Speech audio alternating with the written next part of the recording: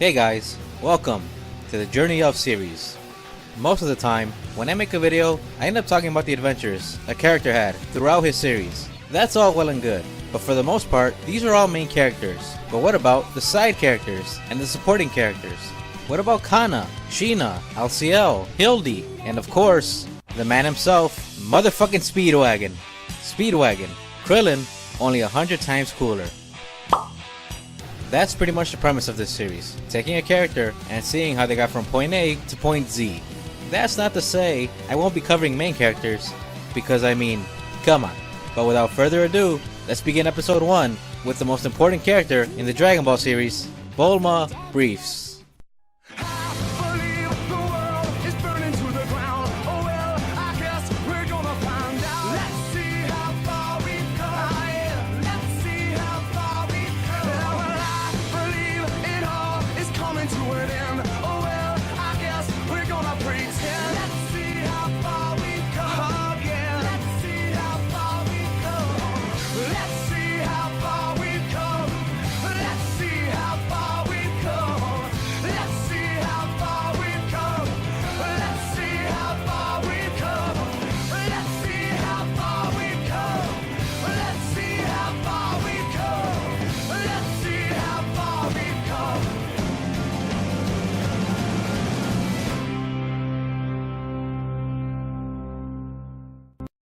Bulma Briefs is the second daughter to Dr. Briefs, who is generally considered to be the world's smartest man. Naturally, this means Bulma was also blessed with a gifted mind, as proven when she stumbled upon an alien ship when she was just 5 years old and learned how to pilot it only after a few minutes, much to the pride of her older sister. This chance encounter would be just a small glimpse on the kind of adventures she would have in the future. Because only 10 years later, in the Dragon Ball era, Bulma would set out on a journey to find the mystical Dragon Balls, and in the process would meet the person who would change her life forever.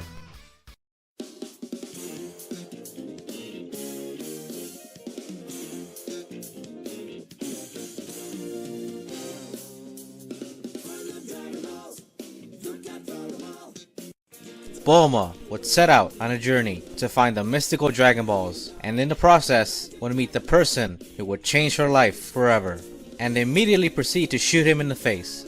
Yeah, I feel like that's something that doesn't get brought up a lot. Bulma, one of the most beloved characters in all the franchise, and the smartest person in the world, shoots a child in the face multiple times within the first 5 minutes of the audience meeting her, then immediately proceeds to try to bribe him by showing him her ass and panties. Well, anyway, as I was saying, this would be the most important moment in Bulma's life, the day she met Goku, a strange but innocent boy who lived in the woods. He also happened to have one of the Dragon Balls she was looking for, and since she failed to bribe him and or murder him, she instead invites him to join her on her journey, promising to let him have his Dragon Ball back when she finishes. This is also when we find out why Bulma wants to collect all 7 Dragon Balls, to wish for a boyfriend. A boyfriend. You know, not to make assumptions, but I would assume the cute rich girl who's smart and brave enough to travel the world on her own and is also clearly not scared to flash her panties. Yeah, I would expect her to have a slew of guys after her, if not an entire harem. But that's just me. Bulma continues on her journey and is almost immediately kidnapped. One rescue later, Bulma and Goku find a turtle in distress. After some coaxing from Goku, Bulma agrees to help the turtle. While reluctant at first, Bulma would soon find out this decision was the right one, because in return for helping him, the turtle brings another Dragon Ball, owned by the one and only Master Roshi. Master Roshi, like Jiraiya, only still alive. Suck it, Naruto. Master Roshi, despite being thankful to have his turtle back, isn't quite willing to part with his Dragon Ball. That is, until Bulma shows him a little more than just a smile. Oh, save me, Jeebus! One walk of shame later, Bulma and Goku meet some new friends, including Oolong, some sort of man pig, It's Man Bear Pig! Yamcha, a desert bandit who's afraid of girls, and the Ox King and Chi-Chi. It's also around this time that we're introduced to Bulma's now famous, or infamous, bunny suit. It was only around for a few episodes, but it left a lasting impression. Not just for the audience, but for Bulma too, because her bunny suit gets her into trouble with a magical bunny man who thinks Bulma is one sexy bunny, but when Bulma says no, she gets turned into a carrot. But don't worry, she gets rescued, turned back, and Goku takes the bad guys to the moon. I'm not gonna lie, as much as I love Bulma, she hasn't really done much. Aside from using the Dragon Radar, she's mostly been used for comic relief, or filler, like getting turned into a carrot. But don't worry though, because on the next adventure, Bulma manages to save the day.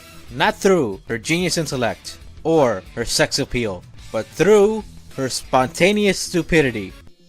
I'm at a loss here, Yamcha. How do we find out for sure? How do you find out what for sure? I guess we could make him look at the moon, then there wouldn't be any doubts at all. Let's not chance it. It's far too dangerous. I'm with you. Goku, be very careful not to look at the moon. It's right above you. Don't ever change, Bulma. So, after this little incident, Bulma decides to take a step back from her adventures and cheers on her friends at the World's Martial Arts Tournament instead. Fortunately for her, everything goes smoothly, you know, aside from the slight trauma after seeing what she believed to be her friend murdered right in front of her eyes. So after that, Bulma decides to take yet another step back as Goku continues on his adventures alone. Bulma goes back to her regular life. It isn't until several months later, Goku suddenly reappears, hoping Bulma could repair the Dragon Radar. Growing bored of her ordinary life, Bulma agrees with one condition, that Goku brings her along just like before. Goku, remembering what a handful Bulma could be, is a little hesitant to agree. That's when Bulma reveals her new invention. I shrink to a fraction of my normal size.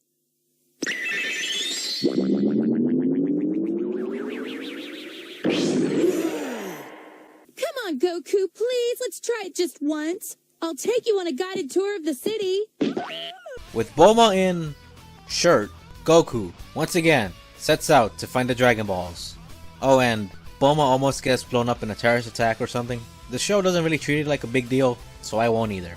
Soon after starting their journey, the two find the location of the next Dragon Ball. Unfortunately, it seems to be at the bottom of the ocean. Fortunately for them, Master Roshi happens to have a submarine. Convenient. But just like their last encounter, Master Roshi doesn't want to give something for nothing. Bulma, not wanting a repeat of last time, gives Master Roshi her shrink watch. So much for that plot point. Master Roshi happily agrees to the deal, and even throws in a little ball child as a bonus. And a hot plate. The trio head out into the watery depths, where they come across an old abandoned pirate hideout. After a few near deaths, the three manage to find their prize. However, as soon as they do, they're caught by a general of the Red Ribbon Army, an enemy Goku made on his earlier adventures. And with Goku away, taking care of another issue, Krillin and Bulma are left to fend for themselves. And it goes about as well as you would expect. Although, Krillin does manage to get a few shots in, and after seeing him in trouble, Bulma attempts to barter for his life, offering her collected Dragon Balls. Unfortunately, it didn't work, but it did manage to stall him long enough for Goku to arrive and save the day. The three make it out, Dragon Ball in hand, but before they have time to celebrate, the general reappears, ambushes them, steals their Dragon Ball, and leaves them tied up with a bomb set to go off and blow them up.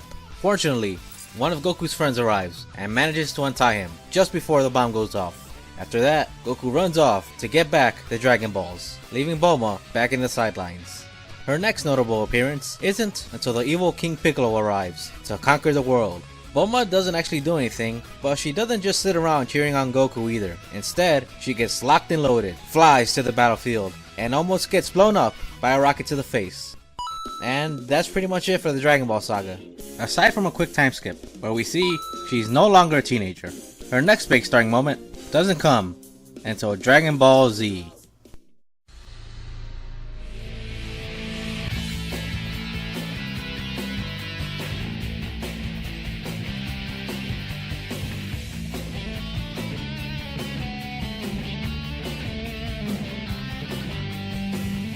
Years after the ending of the original series, the gang gets back together for a little reunion. Goku has a kid, Krillin is still bald, and Bulma and Yamcha have broken up for the 80th time.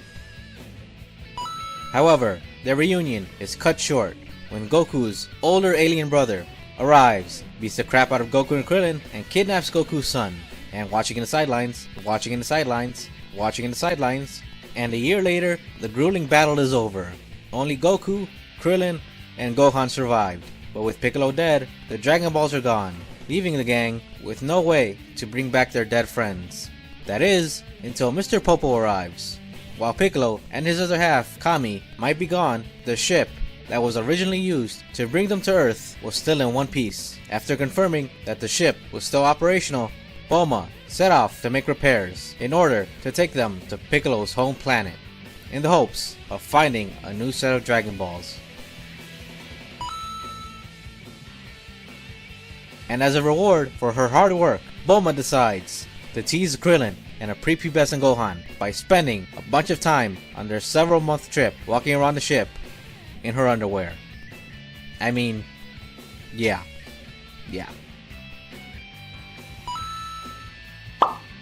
Once they actually reach Planet Namek, Bulma spends most of her time in a cave, hiding from bad guys who also happen to be hunting for Dragon Balls. Inconvenient. However, she does eventually encounter a frog who she surprisingly forms a bond with. They talk, they laugh, things go so well, she decides to make the frog a universal translator, allowing the little guy to talk. Again, she makes this little alien frog a universal translator on a whim on an alien planet out of spare parts in an afternoon, and it works perfectly. Do you even science, bro? This is simultaneously one of the dumbest and most hilariously underrated scenes in all of Dragon Ball. This act of kindness quickly proves to be a mistake because that frog was actually an enemy. Goku managed to trap inside the body of a frog, but with its ability to speak returned, it's able to use its attack to switch bodies with Bulma, until they end up switching back with no real consequences. But the planet does catch on fire a little while later, so most of the gang get off world using the Namekian Dragon Balls. Now, given the nature of the Dragon Ball series, this is the point where Bulma's future splits into one of two routes. I'll start with the History of Trunks timeline, or the Hot timeline. In this reality, Goku unfortunately passes away of a heart virus, which on a quick side note is pretty anticlimactic. I mean, Goku's been shot in the head, had an axe broken over his head, been beaten up every which way, beaten demons, alien kings, crushed by Godzilla-sized apes, died, returned, fought, and beat the universe's greatest and evilest tyrant, survived a planetary explosion, and the thing that finally gets him, at least in this timeline, is a medical issue. It feels like Death got so angry with Goku for constantly escaping his clutches, so he decided to give Goku a metaphorical punch to the dick and be done with it. He punched me in the dick! Why?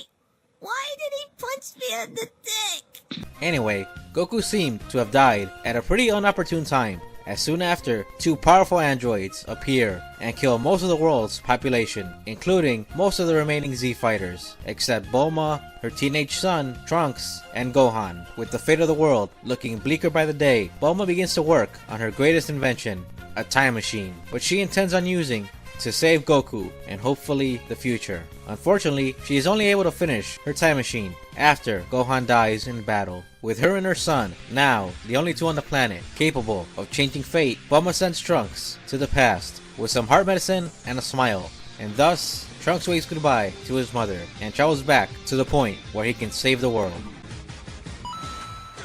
But this isn't the last time that we'll see this version of Bulma, but that'll come later. For now, we're following Trunks as he travels back in time. He comes across the Z Fighters, including Vegeta and a younger version of his mother, who proceeds to hit on him. So hey, just gonna throw this out there. You're really cute. Well, you know, my mom always said I was a cute kid. Oh, a mama's boy, huh? I'll be your mommy. Can I have another heat tap? Yes, you can.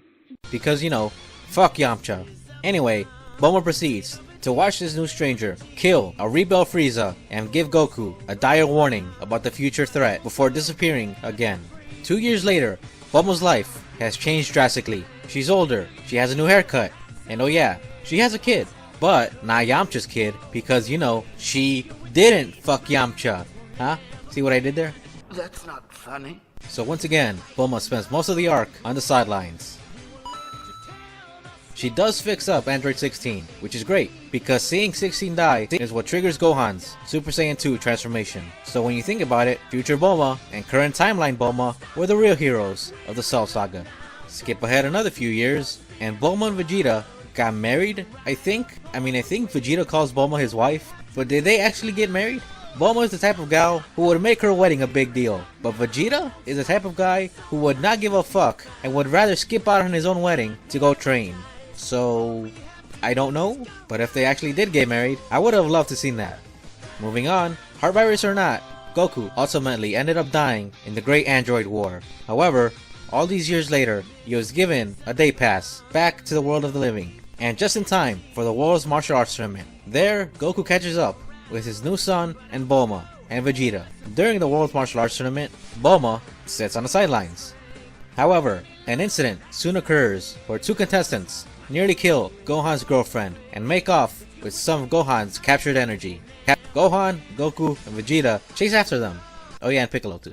Leaving Bulma and Chi-Chi to worry about their husbands. Soon after, the three suddenly and magically reappear in the ring.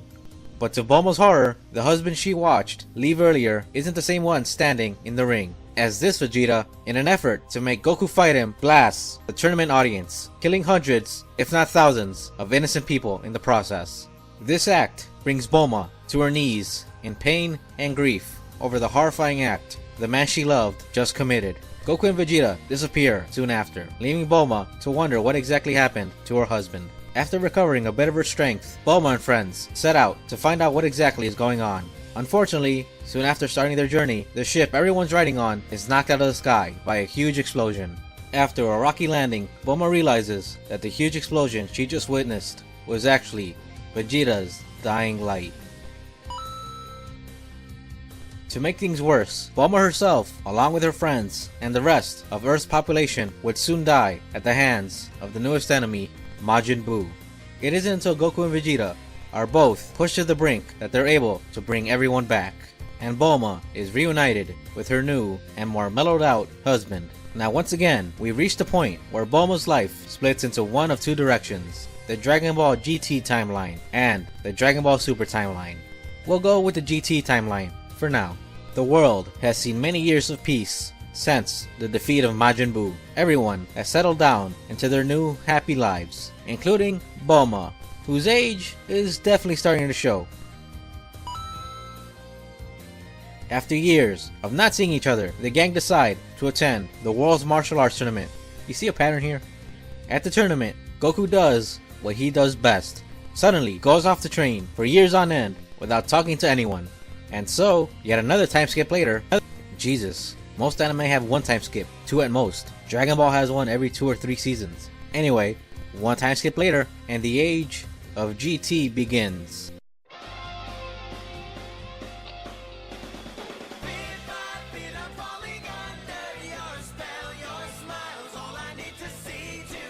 A lot happens in the beginning of GT. The short of it is, Goku's turned into a kid, new Black Star Dragon Balls fly into space, gotta go get them before the world goes boom. Bulma is now the mother of 2, provides transport for the adventure, just like last time, along with a new and improved Dragon Radar that is able to detect the little bastards across the cosmos. We don't really see Bulma again until near the end of the season, but this isn't the Bulma we know and love. This Bulma has been possessed by a robotic space parasite, and she has only one goal: help her master destroy the Saiyans, even going so far as to turn her possessed husband into a golden great ape. I just realized, Bulma's responsible for turning both Goku and Vegeta into great apes. So after that gets resolved, Bulma gets unpossessed. A few months later, Bulma helps in the evacuation of Earth, because, despite Goku's best efforts, it's about to go boom. Then Bulma disappears again, until near the end of the series, when she returns to once again turn Vegeta into a golden great ape. But this time with a greater purpose, to help Vegeta obtain the power of a Super Saiyan 4, which she does. And that's it for Bulma's story. She watches Goku leave, and doesn't really do anything major again. Although, a few years into the future, we do see her granddaughter, who bears more than a striking similarity to her grandmother. And well, that's where it ended. Until Dragon Ball Super came along. 2 to 3 years after the defeat of Majin Buu, Bulma finds out she has a brother-in-law. Nothing really comes out of it, but yeah. Later though,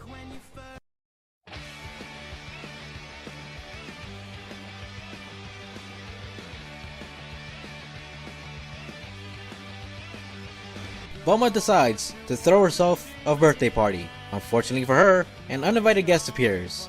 The god of destruction, Beerus. At first, things go well, till a pudding incident causes Beerus to smash everyone's heads into the ground, including Vegeta. But just as Vegeta is about to die, Bulma steps in. Bulma's been dreaming for her husband for a long time, so she's not about to let something as simple as a god take that away from her, especially when she was just managing to break Vegeta in. So she decided to slap Beerus to knock that shit off, to which Beerus proceeds to slap her back, presumably nearly breaking her neck.